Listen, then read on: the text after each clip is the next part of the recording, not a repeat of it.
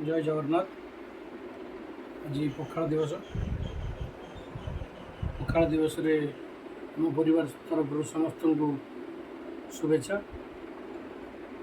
ये पखाड़ दिवस रे देखो आज स्पेशल सब बना है। दही पखाड़ है,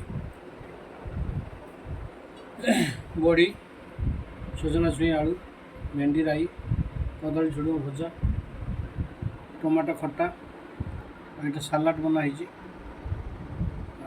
शाग बड़ी चूरा कखार फुल पिठू सागर आंब चटनी टे टोटाल दही पखाड़ उड़ ना कौन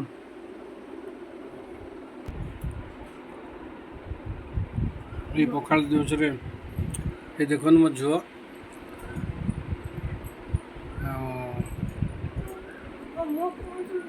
माँ पुआ आइली पुआ आमर शोई पड़ा